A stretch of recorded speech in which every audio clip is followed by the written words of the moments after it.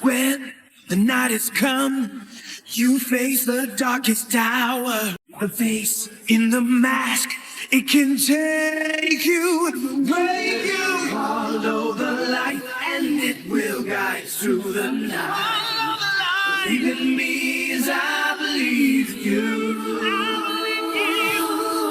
You know who's got the power. Watching something like Zatch Bell is always kind of intriguing to me when I was younger because obviously this is a very weird show. Like the honest description of this is a midget walks around with a book looking for a human partner who, by the way, they don't get shit out of doing these photos. Not one thing got of doing this. The only person that benefited from doing this, if I remember correctly, was Sherry. So looking at this, they don't have anything to gain. These little midgets with superpowers, which that might be honestly the draw here, fight almost kinda to the death, but not really, to become king of their own world. That is actually kinda cool, I'll be real with you. It was the first time I saw spellbooks in the anime. You know, we don't see them usually mean anything. Black Clover has them, but outside of like 2 occasions, they don't mean shit. Not really.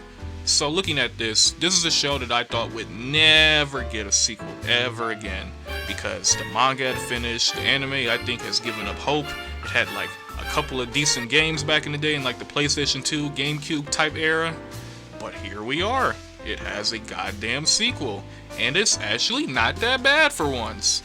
Because a sequel to me, there's a couple things you can go wrong with doing a sequel. You disrespect the source, Boruto. It's nothing at all fucking like the original Korra. Looking at this, I think this is the same characters essentially. Basically, we're getting introduced to them one at a time. You know, so far we have 3 of the main cast for the Momotos. We're only 17 chapters in, but it's doing really well so far. You know, at first I was worried. I was like, they got this weird demon baby looking motherfucker. This kid with I don't know if that's not anime Down syndrome. I don't know what is. And whatever that is, I was like, is this the main cast? I'm sick. They can't do this. They already killed off Ted. Ted's my favorite character from this damn franchise. He's just dead. How could you do this to me? But Zatch is here, and I was turned off at first by like how tall he was. I was like, it looks kind of fucking weird. I'm used to him just being short and, you know, in punting range. But I'm over it now because look at what they did to Kachime. I know he's a pedophile. They made him a pedophile. Not literally that we know of so far, but look at him. You know he fiddles kids in the park and his name is Pete. I hate him. I know he has a white van that gives out ice cream on the fucking corner.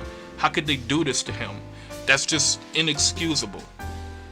And it's also a very interesting concept of how they reset the power balance, because if it was at the end of Zatch Bell, they would just blow through everybody. But their spells have been stolen. So they get the spell books back. Some of them get even new spells that they didn't have before, and they're trying to get their old spells back too. Like if Zatch had Bowser Carriga from the jump, this whole thing's finished. They have to fight these demons, or well, I don't even know what these things are because they're called demons. So they're Don't trust them new niggas over there. Twitter. Let's just say their Twitter. Their Twitter is coming to cancel Zatch, and he has to fight his friends to fight them off. And honestly, I'm really impressed. It hasn't let me down so far. The problem is when I see sequels like Boruto, there is nothing wrong with the animation, there is nothing wrong with the music, there is nothing wrong with the fights. Those are all good. It just feels like a giant fuck you to Naruto. That's why I don't like Boruto. Looking at something like Dragon Ball Super, again, fights are fine. It's nothing like the original Dragon Ball Z. Not really at all, other than the fucking 12 hours of filler and transformations. Everything else about it is completely different. So looking at this, so far it has kept the original spirit of Zatch Bell. It's still wacky, it's still cool. I hope they continue down this route because we can't have any more sequels fail us. Nostalgia is already just the worst thing possible. They keep remaking shit that doesn't need to be remade, and not remaking the stuff that does need to be remade. Dead Man Wonderland. Oh my god. So when Zatch Bell came back, I was a big fan.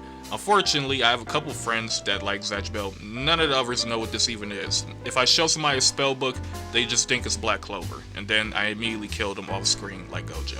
So, you know, huge fan. Hopefully this continues to get better and better, and it doesn't let me down, because if it lets me down, someone's catching a dragon to the face.